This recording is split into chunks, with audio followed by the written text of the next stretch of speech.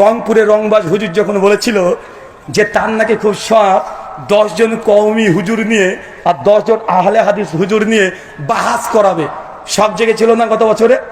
আমি ভেবেছিলাম আপনাকে বলে গেছিলাম, এই স্টেজ থেকে বলে গেছিলাম, শুধু মানে জায়গাটা পরিবর্তন হয়েছে, আগে ছিল ভেতরে, আজকে হচ্ছে একটু বাইরে, কিন্তু প্রতিষ্ঠান কিন্তু একটাই।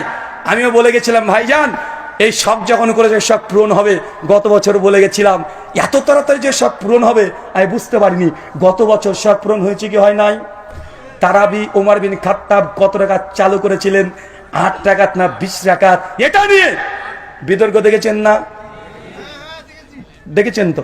মুজাফফর বিন মুহসিন হাফেজুল্লাহ বলে গেলেন না, আহলাদিসের যদি একটা জেনারেল শিক্ষিত সাধারণ কর্মীও থাকে তারপরেও এই বাংলার বুকে না গোটা বিশ্ব জগতে কোরআন এবং হাদিসের দাওয়াত দিয়ে বাতিলদেরকে দলিলদের দাফন করে ছেড়ে দিতে পারে।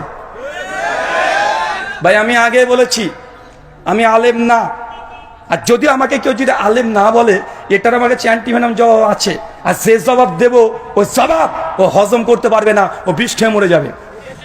একটু দিয়েই দিই। বারবার বলে যে তুমি আলেম না। ভাই আলেমকে পৃথিবীতে দেখাও আমাকে। কে আলেম? এনাতুল আব্বাসী, উনাকে আলেম বলবেন? কিছুদিন 2 বছর আগে আলাউদ্দিন জিহাদি পরিষ্কারভাবে বলে দিয়েছে এনাতুল্লাহ আব্বাসী ও আলেম না, জাহেল। বলি না ভাইজান? আবার এনাতুল্লাহ আব্বাসী আলাউদ্দিন জিহাদিকে জাহেল বলেছে। কিউট বয় রেজাল করিম আবরার আবার চ্যালেঞ্জ করেছে আলাউদ্দিন জিহাদিকে, এক পারা যদি ফতোয়া শামীর নেরা আরবি টাকলা আরবি পড়ে দিতে পারে তাহলে নাকি বাহাসে জিতে দিবে। মানে আবরারের কথা অনুযায়ী এই দেখেন আলাউদ্দিন জিহাদি মূর্খ জাহেল। তো আলেম কে রে ভাই? তুমি যাকে আলেম বলছো তোমাদের গ্রুপের এক থেকে তুমি হচ্ছে আলেম। বাংলাদেশে বর্তমান বাইতুল মুকাররমের যিনি খতিব, নাম কি? মাওলানা আব্দুল মালিক। আমি গত বছর পর্যন্ত তার নামে শেষে বলতাম হাফেজাহুল্লাহ। গত বছর পর থেকে বলি না। কেন বলি না? কারণ তাকে যখন প্রশ্ন করা হয়েছে আমিন প্রসঙ্গে, ভিডিওটা ভাইরাল হয়েছিল যে কিছু কিছু ব্যক্তিরা মসজিদে আমিন বলে, আমি তার ইলমের কারণে তাকে শ্রদ্ধা করতাম, তাকে ভালোবাসতাম, তার জন্য আমার প্রত্যেক আলোচনাতে আব্দুল মালিকের নাম নিলেই আমি বলতাম হাফেজাহুল্লাহ বলতাম। গত বছর থেকে বলি না, এই জন্য উনি নবীর সুন্নাতকে নিয়ে এমন কটূক্তি করেছে, বোঝে সৌদি আরব থেকে কাজ করতে গিয়ে ছেলেরা সব আমিন নিয়ে আছে, আমিনকে চিৎকার মারে। নবীর সুন্নাতের সঙ্গে এটা দুশ্মনী করা হয়েছে না? তো যে নবীর সঙ্গে দুশ্মনী করবে, নবীর সুন্নাতের সঙ্গে দুশ্মনী করবে, তার সঙ্গে আমাদের কোনো সম্পর্ক, ভালোবাসার সম্পর্ক থাকতে পারে না। কেন? আপনাকে ভালোবেসেছিলাম আপনার ইলমের কারণে, কিন্তু আপনি সেই ইলমের সঙ্গে নবীর হাদিসের সঙ্গে সুন্নাতের সঙ্গে কটূক্তি করেছেন, যেই জন্য সম্মান করেছি ওই জন্যই এখন আর হাফেজাল্লাহ শব্দটা বলি না। আচ্ছা আলেম আলেম করছে, দুটো বইয়ের নাম বলে যাই, অনেক মানে ছাত্র বন্ধুরা আছেন। একটা বইয়ের নাম হোসাইনুল হারমাইন। কি নাম বললাম? এটা মাওলানা আহমদ রেজা খান বেরলভী, সুন্নিদের প্রতিষ্ঠাতা। সুন্নি বলে হয়তো বুঝবেন না, আমরা ভারতে বলি বেরলভী। বাংলাদেশে পরিচিত বিখ্যাত নাম জিলেপি হুজুর। কি হুজুর? রেজভি জিলেপি, তাই না? হাবি বললেও চলে। আর একটা বই আছে আল মুহান্নাদ আলাল মুফান্নাদ। কি নাম বললাম? আল মুহান্নাদ আলাল মুফান্নাদ। সেই সময়তে আলা হযরত সুন্নিদের ইমাম আহমদ রেজা খান বেরলভী 1905-এ একটা বই লেখে, বইটা লিখেছে একসঙ্গে দেওবন্দি প্রায় 15 জন আলেমকে কাফের ফতোয়া দিয়েছে। কে কে লিস্টে আছে জানেন? কাসেম নানুতুবি, হোসেন আহমদ মাদানি, রশিদ আহমেদ গাঙ্গুই, আশরাফ আলী থানভী। তো দেওবন্দিরা যাদেরকে মনে করে আল্লাহর ওলি, হাকিমুল উম্মাত, এর মতো আলেমা দুনিয়াতে নেই, তার যমজ ভাই বেরলভী হানাফি, তারা বলে এরা হচ্ছে কাফের। তো তুমি যাকে আল্লাহ মনে করো, বেরলভীরা আল্লাহ স্বীকারই করে না, কাফের বলে। আবার বেরলভীরা যাকে আল্লাহর ওলি মনে করে, আহমেদ রেজা খান বেরলভীকে, আহমেদ ইয়ার খান নাইমিকে, দেওবন্দিরা আবার তাদের আল মুহান্নাদ আলাল মুফান্নাদে বলেছে বেরলভীরা হচ্ছে শয়তানের জামাত, শয়তানের দল। মনে বুঝতে পারলেন না? তো আমাকে তুমি আলেম না আলেম না পরীক্ষা করছো। তোমাদের যমজ ভাই 2 গ্রুপ, তোমরা দুজনকে তো আলেম স্বীকার করো না। এলাতুল্লাহ আব্বাসী বলে লুৎফর রহমান ফারাজি জাহেল, মূর্খ, কিছু জানে না। আবার লুৎফর রহমান ফারাজি এনায়েতুল্লাহ আব্বাসী বলে এ জাহেল, এ কিছু জানে না, এ হচ্ছে গাবগাছি। ভাই বলে কি বলেন না? কথা বলেন তো। ভাই আমি যদি মদিনা ইউনিভার্সিটি থেকে সনদ নিয়েও আসি, আমি যদি দেওবন্দ থেকে সনদ নিয়েও আসি, তারপরে তোমাকে আলেম স্বীকার করবে বলো, তাহলে আমি কাল থেকে বক্তব্য ছেড়ে দিয়ে দেওবন্দে ভর্তি হয়ে যাব, কিন্তু আমার মানহাজ আকীদা থাকবে আহলে হাদিস। আমাকে স্বীকার করে নিবে তারা? কথা বলেন। আমি দেওবন্দ থেকে 10 বছর পড়বো দরকার হয়, যদি তোমার সার্টিফিকেটের প্রয়োজন হয়, যদি আমাকে একাডেমিক্যালি পড়া যদি তোমার জন্য যোগ্য মনে হয়, তাহলে আমাদের এই যে মুকাররম বিন মোহসেন হাফেজাহুল্লাহ আল মাদানী তিনি আছেন, তার কথা হলো মেনে নাও। তিনি তো বলছেন শহরের বেদাত করছে কেন? তাহলে উনি তো আলেম, আলেম না কথা বলেন। শেখ মতিউর রহমান মাদানী হাফেজাহুল্লাহ তৌহিদ শিরকের বিরুদ্ধে এত কথা বলেছেন, অনেক কথা বলেছেন। তিনি তো হানাফি মাদ্রাসায় পড়েছেন, তিনি তো আবার মদিনাতে দীর্ঘদিন ধরে পড়ছেন, দাস দিচ্ছেন। আমি আলেম না, তিনি তো আলেম, তার কথাগুলো মেনে নাও। মানবা না কেন? কারণ তোমার বাপের বিরুদ্ধে যায়, তাই তোমার বাবার বিরুদ্ধে চলে যায়। মানে তোমার ফিরকার ও যদি চাহে নয়, ও পরে কাল অনেক পরে আল্লামা, আর বিরোধী দল ওদের দলে যদি আল্লামা থাকে, তোমার বিরুদ্ধে গেলে তুই তাকে জাহেলি বলতে দাও, তা আমার ডিগ্রি আর থাক আর না থাক যাই আসে না। কথা বোঝেননি মনে হয়? আমার ডিগ্রি থাকলেও তুমি মানবে না। আমি যে 10 বার দাওরা পাস করি, তারপর তোমার কথা মানবে না। তা তোমার কাছে ডিগ্রি দেখছে 5 পয়সা লাভ নাই। যদি প্রয়োজন হয় মাঠে আসো। তোমাকে দেখানো হয়েছে গত বছর, অনেকে বলছে যে ব্রাদার রাহুলের সঙ্গে ডিবেট করব না। কেন করব না? তো ওই যে জেনারেল শিক্ষিত সাধারণ মানুষ, তো আমি তো বলেছি যে পৃথিবীতে আলেম কেউ নাই, সবাই সবাইকে জাহিলি মনে করে, সবাই সবাইকে জাহিল মনে করে। তো তুমি যদি আমার সঙ্গে ডিবেট করতে না চাও, আমি আর একটা মেসেজ দিয়ে যাই আপনাকে, তোমরা যেসব আলেমের সঙ্গে আলোচনা করেছো সেই আলেমেরদের সঙ্গে ডিবেট দেখবা, ওই 10,000, 20,000, 15,000-এর বেশি ভিউ হয় না, হয় নাকি? কথা বলেন। গত বছর তারাবির ডিবেট হয়েছে, আমিও অবাক। শুধুমাত্র আমার ফেসবুক লাইভে ছিল প্রায় 65,000 মানুষ ওয়াচিং ছিল আমার ফেসবুক থেকে, ইউটিউব থেকে 20,000 প্লাস। আর ওই প্রতিপক্ষ যিনি ছিলেন উস্তাজ আলী হোসেন ওসামা, তার পেজ থেকে 35,000 লাইভে মানুষ দেখতে, প্রায় একসঙ্গে এট এ টাইম 1,15,000 ডাইরেক্ট বাংলার মানুষ দেখছে। তার মানে মানুষ আমাকে পছন্দ করে, তার মানে মানুষ আমার সঙ্গে তোমাদের ডিবেট দেখতে চায়। আলেমের সঙ্গে আলেমের ডিবেট এর আগে হয়েছে বাংলাদেশে, অনেকবার হয়েছে, হয়েছে না? হয়েছে। অতজন মানুষের আকাঙ্ক্ষিত ছিল না, মানুষ অত দেখারও আগ্রহ ছিল না। কিন্তু ব্রাদার রাহুলের সঙ্গে যখন ডিবেট হয়েছে, কমপক্ষে একসঙ্গে 1,10,000 বাংলাদেশে যতগুলো সোশ্যাল মিডিয়া প্ল্যাটফর্ম আছে সবচেয়ে রেকর্ড, একসঙ্গে 1,10,000 মানুষ ওয়াচিং। এটা জিন্দেগিতে হয়নি, হয়েছে। কথা বলেন, দেখান। তার মানে চাচ্ছে, বাংলার জনতা চাচ্ছে ব্রাদার রাহুলের সঙ্গে ওই দেওবন্দি বা বেরলবি তাদের আরো ডিবেট হোক। চান কি চান না? জি। সামনে রামাজান, অনেকের কামড়া কামড়ি শুরু হয়ে গেছে। তারাবি 8 নাগাদ না 20 নাগাদ, ওটা তো কেস ইজ ক্লোজড, ওটা তো কমপ্লিট হয়ে গেছে, ওটা নিয়ে আর হবে না। বাংলার মানুষ বুঝে নিয়েছে। মানুষ আগে মনে করতো যে নবী আমার 8 টাকার তারাবি পড়েছে আর ওমর বিন খাত্তাব 20 টাকার তারাবি চালু করেছে, অনেক আহলে হাদিস এটাই মনে করতো না। যখন এই বিষয়ে যখন প্রথম হেডিং হয়েছিল, আমাকে অনেক মাদানী আলেম ফোন করেছে যে রুহুল ভাই আপনি এটা কিসে আপনি ডিবেট করতে যাচ্ছেন, যে ওমর বিন খাত্তাব কতবার তারাবির আদেশ দিয়েছেন আর ওমর তো 20 টাকাতে চালু করেছেন না। তাদের এরকম ধারণা ছিল, অনেকে আমার প্রতি অভিযোগ করেছে। আমি বলেছি পিকচার আবি বাকি হে, कुर्सी का पेटी बांध लीजिए, मौसम बिगाड़ने वाला है। মানে তাড়াতাড়ি সিট বেল্টটা বেঁধে নেন, আবহাওয়া খারাপ হতে চলেছে। সবার ধারণা এটাই ছিল যে ওমর বিন খাত্তাব 20 টাকা চালু করেছে, নবী 8 টাকা পড়েছে। আমি দেখেছি ওমর বিন খাত্তাব 20 টাকার তারাবির কথা বলেনি, তিনি আদেশও করেনি। তার যুগে কে কে পড়েছে নাম নেই হাদিসে, কিন্তু ওমর বিন খাত্তাব যে মুয়াত্তা মালিকের হাদিসে 8 টাকা তারাবির আদেশ করেছে। গোল্ডেন চেন, এই গোল্ডেন চেনের মর্ম তো তারা বুঝবে না। বাদরের গলায় যদি সোনা বা মুক্তার যদি চেন লাগিয়ে দেন, ও তো ছিঁড়ে ফেলবে না। আর তার ছেঁড়া চেন নিয়েও খুশি হবে, কেননা 20 টাকা ওমর বিন খাত্তাব যে চালু করেছে, যে হাদিস মুসনাদ থেকে দিয়েছে, আমরা প্রমাণ করে দেখিয়ে দিয়েছি ওই হাদিস মুনকাতে, মানে সনদ বিচ্ছিন্ন, মানে ছেঁড়া চেন।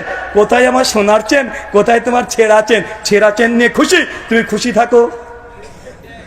তবে আর একটা বাকি আছে, রামাজান, ফিতরা, টাকা না খাওয়া, কোনটা সুন্নাত? দিবে চান? কার সঙ্গে চান? প্রতিপক্ষকে?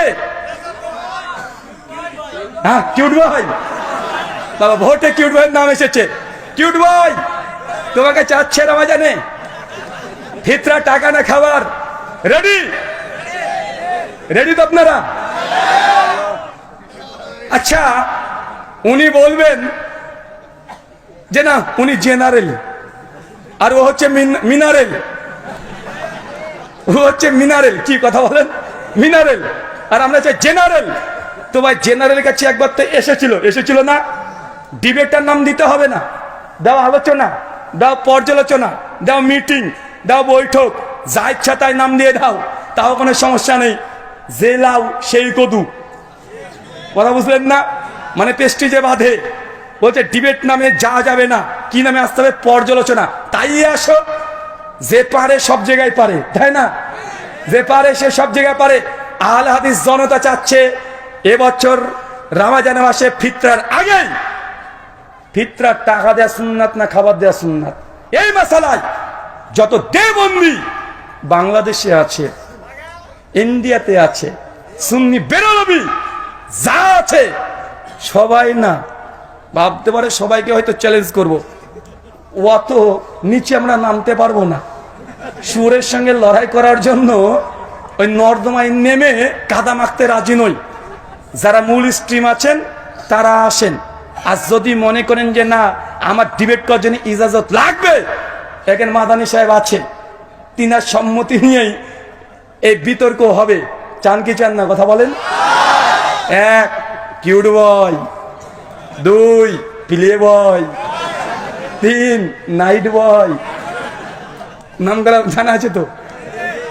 কিউট বয় কে বলেন তো? সবাই তো জেনে নিয়েছেন। নাইট বয় কে? ওই যে রাত্রিবেলা চশমা পরে, অটো তালাক বউ করে দেয়, আমি ঘরে থাকবো বউ নিয়ে আমার বউকে তালাক দিয়ে দেয়।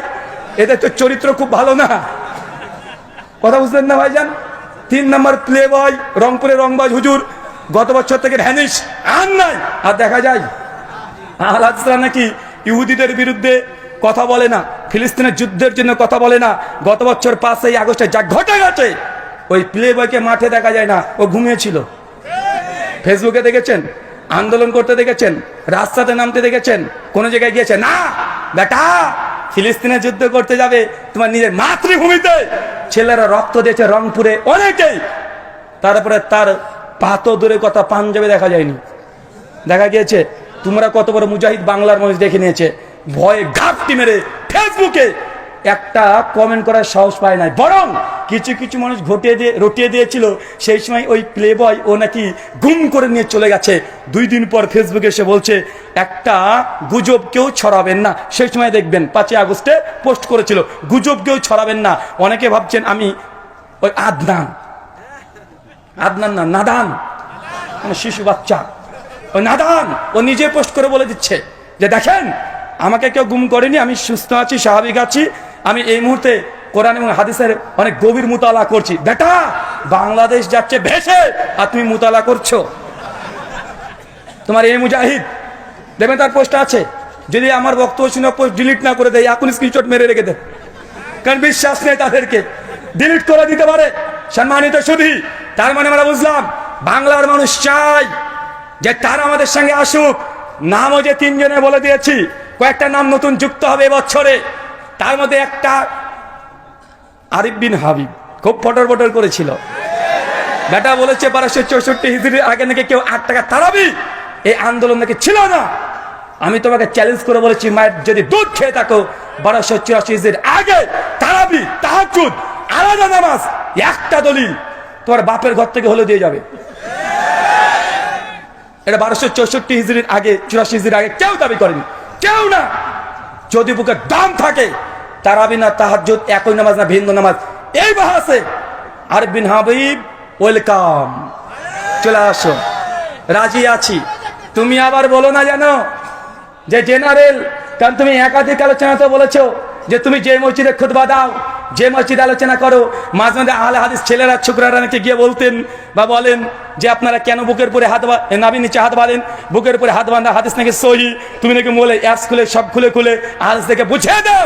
বেটা আমি আহলে হাদিস আসো, একবার বুঝাতে আসো। তারাবি তাহাজ্জুদ এক নামাজ না ভিন্ন নামাজ, রমজান মাস, কেননা আগে থেকে তারা সোরগুলো পাকিয়ে দিয়েছে।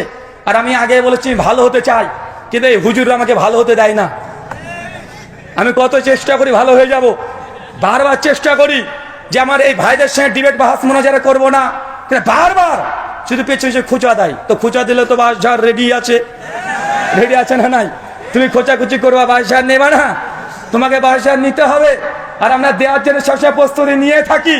তার জন্য আপনি আগে বলে দিয়েছি, তারাবি তাহাজ্জুদ যদি দাম থাকে, কিউট ভাই তুমি চলে আসো, না পালে তোমার প্লে বয়কে পাঠিয়ে দাও, তাও না পালে নাইট বয়কে পাঠিয়ে দাও, তা না পালে আরিফ বিন হাবিব, এখনো তার সঙ্গে ভদ্রতা হচ্ছে, যতদিন সে ভদ্রতা দেখাবে।